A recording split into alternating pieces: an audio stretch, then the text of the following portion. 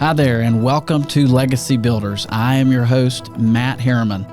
I'm so excited to dive into the stories of leadership, community building, and the legacies of individuals that they are creating across various sectors, with the goal of inspiring you, the listeners, by highlighting the power of community and others' stories.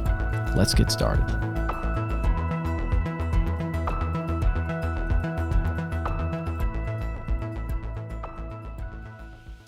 Hey guys, welcome to Legacy Builders.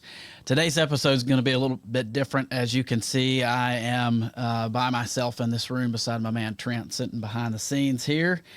What I kind of wanted to do was pause and really just reflect over, I guess, the past, 6 or 7. I'm not going to do all of them. I think I've had 7 or 8 episodes now at this point, kind of halfway through the year as we sit here in June. And so just really wanted to hit pause and do some reflecting, talk a little bit about legacy, and just kind of share some things on my heart. Hopefully do it in a short amount of time and do something a little bit different. And as we kind of wait for a few more guests in the lineup. So part of what I'm going to do is kind of 2 parts. The first part is that reflection on 3 or 4 of the guests that we've had sit. And hopefully if you haven't been able to listen to one of those particular episodes, you'll have the opportunity to go back and do that. We've obviously had some really stellar people on this, which I've been really grateful for, people giving their time to do it. And then the second part of today's episode, I'm going to talk about 5 ways that you can build a legacy right where God has you right now. And part of that, I think, maybe getting ahead of myself, but it's just being content and understanding that God has a purpose where he has your feet right now. And so how can you capitalize on that? So, obviously, our first guest was my friend and mentor, Shane Reeves. And really, I think if I reflect back on his episode, a lot of it was about, legacy and a legacy of service and honestly, a legacy of mentorship. When I think of Shane, I think of somebody who is just a, kind of a ruthless giver. And he really, his heart is to serve. His heart is to give back. I know I've seen that in my relationship with him and his desire to see me and my family excel. And he was really one of the first people, I think, in my life that showed me that leadership is about being faithful in the small things. And I think a lot of that comes with just, one of the things that comes to mind is just commitment. When you decide to do something, following through with that commitment. The mundane things that we do on a daily basis, whether that's, with our family, with our friends, in our workplace, with a coworker. There's one of the things that I think, and he talked about this in his episode, just of this legacy of service and giving back and of mentorship. I don't think I really, until I got to know him really well, realized the importance of mentorship and the value that's there. Actually, yesterday, part of yesterday's sermon was about happiness. And one of the points that was made was you're the average of the 5 people that you spend the most time with. And so I think when I think of mentorship and then just the people that I surround myself with, and kind of the challenge I think that Shane gave us in that episode is to really put yourself around high caliber people that are putting faith and family first. Because if you get, I believe if you put those 2 things in the right order, not that everything's going to go right, but, life is a little bit easier, I think, if you have those in proper order. And so if you hadn't had the opportunity to, I really challenge you to go back and listen to Shane's episode. I know for those folks that, have been around Murfreesboro for a long time, or maybe even grew up with Shane, running into some of those people around town when that episode came out, and even hearing from him, people like things that he shared that they didn't know about his life, and just challenges that he's gone through, and just, I mean, all of those, the company that he's running now, and certain things that he's done in the state Senate. He, just a wealth of knowledge, and obviously he's done a lot of things and cares deeply about his faith and his family, and also his community and his health, which are values of mine. One of our next episodes was with Randy Boyd, who is the president of the University of Tennessee system. Also is the owner of the now Knoxville Smokies. And I think one of the quotes that I wrote down from his episode was, "Don't wait for the perfect opportunity, seize the next one, and don't be afraid to fail." I think when I reflect back on that episode, and just kind of sit in that quote of, don't be afraid to fail. That we go through lots of seasons in life, and there's highs and lows, and, mountaintops and valleys. And I think oftentimes in those valleys, where we may be walking in failure, if we're able to look at those as really an opportunity for growth. Several years ago, I was working with a commercial client, and this guy, he was from Michigan, and he just always had this just incredible positivity about him, and I knew pretty quickly after spending some time with him, he was a believer. And so I knew that was kind of the foundation of it. But as as with lots of things in real estate, there's peaks and valleys, and, everything doesn't always go the way that you want it to or expect it to. And I remember when we kind of ran into our first, what I think I at the time characterized as a problem, he actually, in a very kind way, said, "Matt, this is an opportunity. This is an opportunity." And I have never forgotten that. And so I don't always handle problems like an opportunity, but what a perspective to maybe the next time we're going through something that we get down on ourselves, maybe feel like a failure, to think about, this is actually an opportunity. That's kind of the old adage of, you learn more in the losses than you do the wins. And so if you really take to heart that, don't be afraid to fail, because when you do fail, if you handle it the right way, if you view it in a positive light, kind of the silver lining of, I now have the opportunity for growth. I have the opportunity to next time handle this differently, next time, or during this season, to experience levels of growth that had I had tremendous success, I wouldn't have, reflected upon in this way. I think he talked about, Randy talked about his encouragement to shoot your shot and learn through action.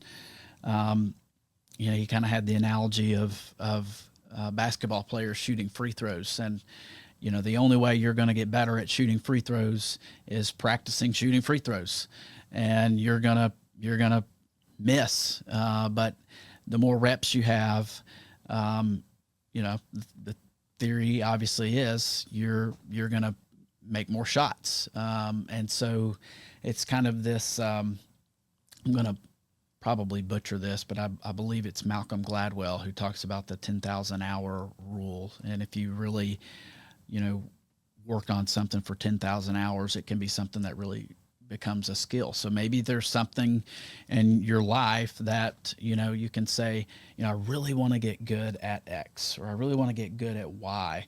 So what are those things? And maybe pick those things up and say, I'm going to spend X amount of hours per week to master this skill so that I can serve my family better, so I can serve my church better, so I can serve my community better, so I can, serve my colleagues better, my clients better, whatever that skill set may be, and whoever that skill set may serve. Maybe that's a challenge for us. And if you go back and if you haven't had the chance to listen to Randy's episode, he's just another just incredible human who also puts service above self. I still kind of laugh, and I've talked to him since then, but I still laugh in that episode because I called him a serial entrepreneur. And then, I don't know, it was probably 5 or 10 minutes later into the episode, he very kindly took issue with that, and which I was totally fine with. But his point was, when he thinks of a serial entrepreneur, he said, I think of someone that starts something and never finishes it. And he obviously, if you look at his life, has started lots of things and finished lots of things. But in all seriousness, when I think about him, he really is somebody who is kind of the ultimate go-getter, and also the ultimate go-giver. Is all about, mentorship and giving back to community and giving back to others around you, and also trying to hand down, wisdom to those that you come in contact with and that the Lord puts in our lives, and trying to be cognizant of these people that God brings into our life, and in the moments it may be, why in the world has this person come across my social media or my email or text or phone call? There's likely a reason. And I'm sure many of us have lots of stories of those people in our lives and how they have impacted us.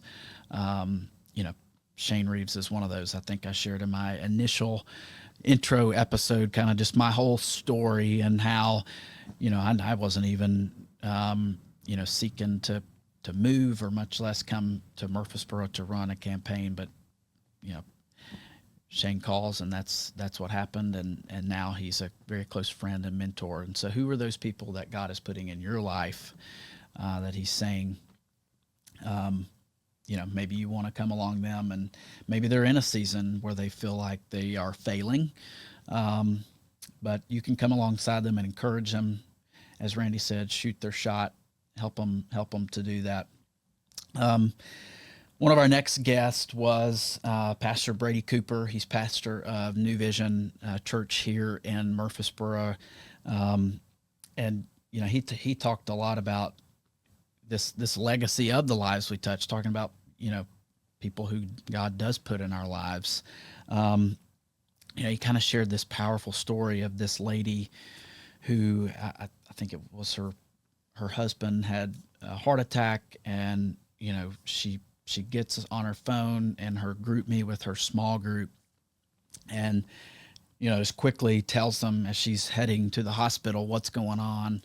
And I think before she even gets to the hospital, there were some people in her group that beat her there, and just this powerful testimony of the power of community. And if you've listened to any of my episodes, you probably can recite them by now, that my core values are faith, family, community, and health. And that third one of community, when I think about the word community, I think about it in kind of in two ways. One, your community, whether that's like your neighbors, your church community, your work community, but I think also, when I think of church community, who are those people in your life that know the good, the bad, and the ugly, and who are going to be there for you in the good and bad and the ugly?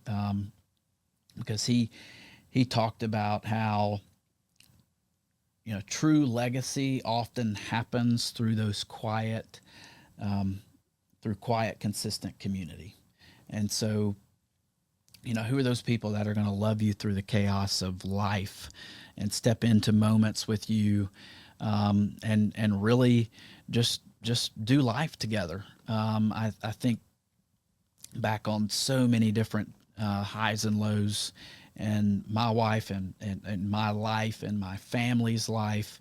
And, it wasn't really until, I was honestly probably out of college that I realized the importance of community in the sense of that small group community at church, and how important having a family of people around you to encourage you in the faith, and just the craziness of life for when it happens. And so that was one of the big takeaways from Brady's episode, is just community. The second way I think of community is, your broader community, the community where you live. And so I would say, your church community, your work community, those are kind of your neighbors. Those are kind of micro, and then macro, being larger, your at large community, people you come in contact on a daily basis. And I think for me, when I think of that word community, it's kind of a sense of, I want to give back to my community. And that touches kind of all of those areas that I just mentioned. And then the next episode, which was really our last episode, was with Dr. Ken Berry. If you hadn't had a chance to listen to that, he's a family physician actually out of West Tennessee, and he's kind of behind this Make Tennessee Healthy Again movement. He's done a lot of studying. Used to be a ER surgeon. And so that episode honestly was very health focused, and for a reason, because I want to talk about things that are really important to me, and I hope they encourage each one of you that have the chance to listen to these episodes. I hope there's always something that you can take away from it. Very pragmatically, I think one of the things that he said is, when you stop eating junk and start eating real food, you're mimicking the way our ancestors ate. We could get into all the details of that. I mean, he did a phenomenal job. I think we may even do a part 2 at some point, because there was just, even the hour episode, we probably could have gone another hour on things related to health. It really, at one point during that episode, I think I kind of talked about, during elections, at least national elections, there was this phrase, and I'm not even going to try to guess who it was, that just said, when it comes to elections, it's the economy, stupid.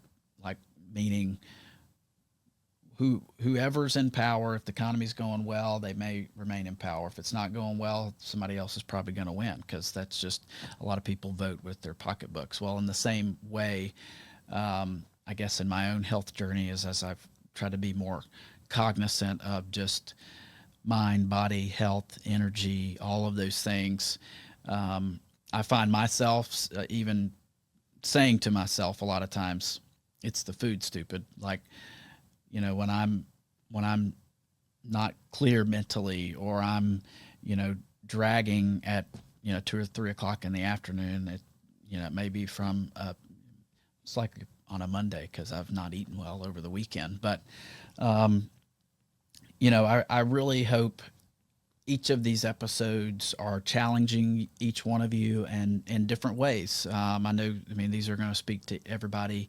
differently, but I hope in this journey that I'm on, that we're on together, that with each guest, there's something that you're taking away, that whether you're challenged or encouraged, or you think of a friend who needs to listen to this, because they're going through something, or they, this may help them, or whatever it is.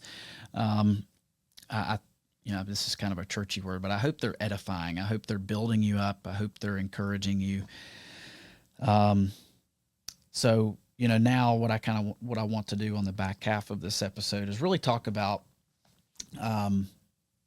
5 ways to build a legacy where God has you right now. And I'm going to try to do this quickly so that this doesn't turn into a super long episode, and you can listen to this and go on with your day. But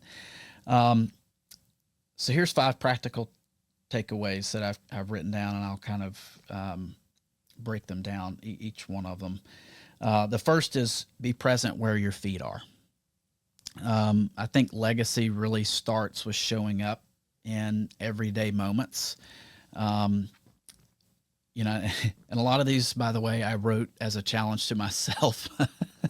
um, and as a dad of 3 kids, all 8 and younger, 8, 6, and almost 4. Life is a little crazy. Life is a little chaotic. I was just telling Trent when I got in here, May was just insane. I think at one point, early to mid-April, my wife wrote down just kind of chronologically from about April 15th through like May 30th, all of the things we had. I mean, some multiple things a day. It gets chaotic. And so I think I find myself wanting to just rush through things. And especially when things are that chaotic, I have the tendency to, get overwhelmed and want to spend an hour or 2 hours kind of tidying the house and getting it all perfect and tidy, when I may have a 6-year-old that is really begging for my attention, or an 8-year-old who wants to go outside and shoot the basketball or throw the baseball, or a little 4-year-old girl who's wanting to play dolls and dress up. And I think, and I don't always do this right, or think about it in this way, but I think those are, I think I'm trying myself to be present where my feet are, and not be overwhelmed. The dishes are going to get done at some point. The counters are going to get wiped off. The floors can be mopped or vacuumed, or like those things are, in the grand scheme of things, not as important as being where my feet are, meaning, throwing the baseball for 10, 15 minutes with my 8-year-old, or, going out inside and helping my 6-year-old ride a bike or read a book, or whatever that may be. So I think legacy really starts by showing up in those everyday moments. And maybe it's the phone call to the client that you've been, avoiding, or maybe it's the hard conversation with a friend or a colleague or a boss, or, insert person. Maybe it's time to be present. Maybe God has put you in a place in that situation for a reason. So that's the first one. Be present where your feet are. The second is probably going to be no surprise, but prioritize your health.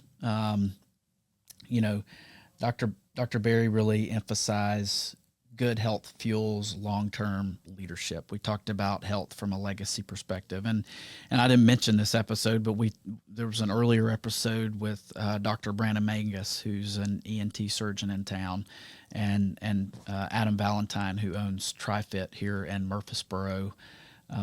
2 great friends of mine, and lots of incredible nuggets from that episode. But those 2 episodes with Dr. Berry and Dr. Mangus and Adam were all about prioritizing your health, and just practical things that you can do, to start making that a priority. And I think what I would challenge folks is, we're essentially 6 months through the year. And you've got the back half of the year. If you fudged on some New Year's resolutions at the beginning of the year, you got off the wagon, and at the end of January or March or whenever it was, now's your time to reset. You can reset and say, I am going to start right now prioritizing my health, because it's all about leaving a legacy to my family, to my kids. And I think if you are making those choices now, they're obviously going to better yourself long term.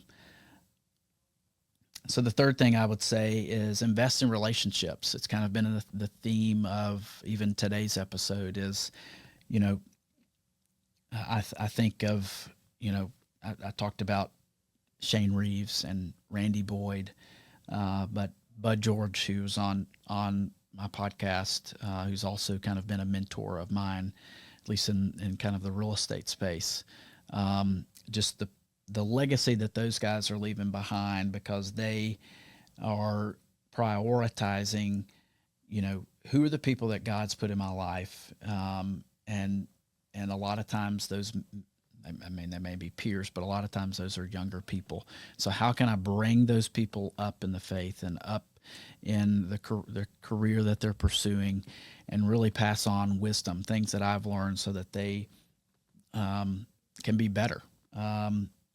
So I think really invest in relationships, invest in um, your your family, invest in the people that you work with, your clients. Be the best you that you can be, so that you can pour into those people and invest in the people that God's put in your life. Um, Maybe there's somebody this week that you've been thinking about for months, and you've put off calling them. Maybe you hadn't talked to them in 4, 5, 6 months or even longer. Make the phone call. You never know why that person's been put on your heart. I guarantee you it's the Spirit saying, that person needs to hear from you for some sort of reason. And that may be clear once you send the text or make the phone call. But I'd challenge you to reconnect or pour into somebody this week. The fourth thing I would say is define your values and live by them. And this honestly is one of the things that I took from Shane, just in his mentoring of me, is and I haven't done this particular piece, but he actually has like a family mission statement. That's something that I still want to do for my family, but even just himself, he I think has 5 core values, and they're similar to the ones that I've taken up. But define those values. What are the things that are most important to you? And I think what you're able to do in just your personal life, your work life, is really try to filter everything through those values. Does this financial decision line up with my values? Does this work opportunity line up with my values? Does this friendship or relationship or whatever it may be, does this line up with my values? And if you have those as a kind of a bottom line, as a foundation, I think it's going to help you make a lot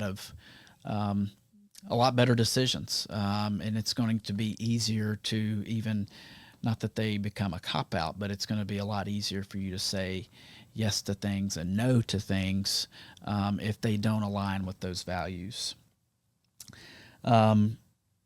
And then the last thing that I would say is say yes to something bigger than yourself. I think I shared a little bit about, obviously those who live in Murfreesboro, those who know me really well, even if they're outside of Murfreesboro, know that last summer I ran for city council. And it absolutely was something bigger than myself. And, for me, one of the ways that I approached that decision was I wrote down 7, maybe it was 8 things that I really needed to happen to say yes. And I prayed over those things, and I told God, I said, if I'm going to do this, I need all 8 of these things to be checked off.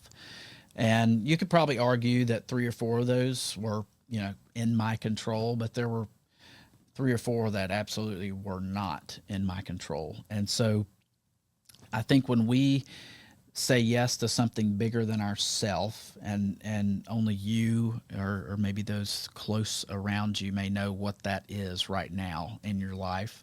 But in those things where when you say yes to something bigger than you, one, it's going to challenge you to, if you are a believer, to rely more strongly on your relationship with God. And then the next thing is it's going to be an incredible growth and learning opportunity for you. again, I think back to after I left the governor's office, I had the opportunity to go and work for the National Rifle Association, and I found myself, I knew anybody and everybody in the political scene in Tennessee. And all of a sudden, I had 3 other states where I, besides maybe traveling to those 3 states, I knew no one.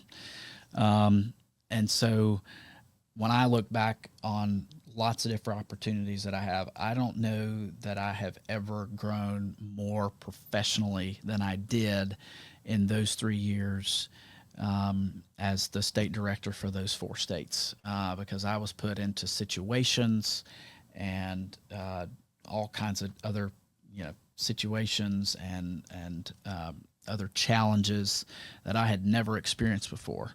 But I also experienced tremendous amount of growth during that time. I mean, I'd never, I kind of look back, one of the things, and I guess that prepared me to do podcast, Trent. But I did live radio. I remember the first time I sat down in a radio station, and I don't even think I'd ever been in a radio station, much less sitting behind a microphone, getting ready to answer a bunch of questions about legislation and the political scene in these states.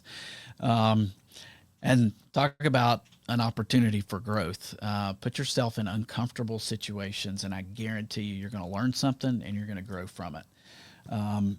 And you know what? You might actually have fun in the process. And so, because now when I look back, some of my fondest memories of, my time there was having the ability to sit behind a microphone and just talk about what was going on. And I think it really grew some skills that got me better. One of the things that I had to do in that role was I oftentimes had to sit in front of legislators and convince them that, this bill was a bad bill or this bill was a good bill, to put it very plainly.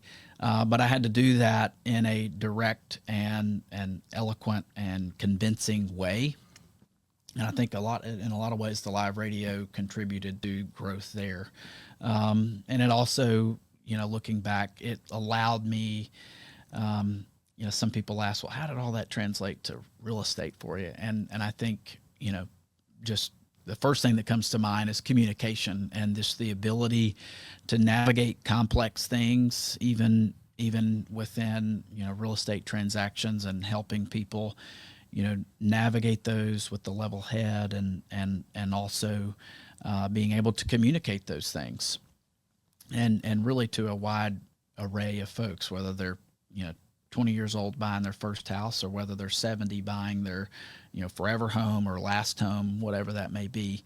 But again, I would challenge you, especially if you're considering something right now, or if something comes up this week or in the next month, to really say yes to something bigger than yourself. So those are the 5. Be present where your feet are, prioritize your health, invest in relationships, define your values and live by them. And the 5th, say yes to something bigger than yourself. So at the end of the day, I think legacy is something that isn't something that happens someday.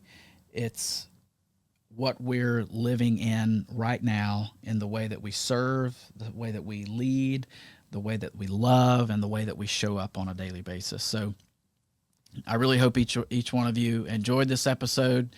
If I mentioned an episode that you didn't have a chance to listen to, I challenge you to go back and listen to it. We've had some incredible guests that I'm grateful they spent the time to share with me and share with you kind of their heart for legacy. And so we've got some exciting things planned ahead with different guests, and I really hope you'll stick around. We'll see you soon. Thank you for listening to another episode of Legacy Builders with Matt Herriman. Be sure to go like, follow, and subscribe on your favorite platform, and we would just love it if you left us a 5-star review as well. We'll see you next time.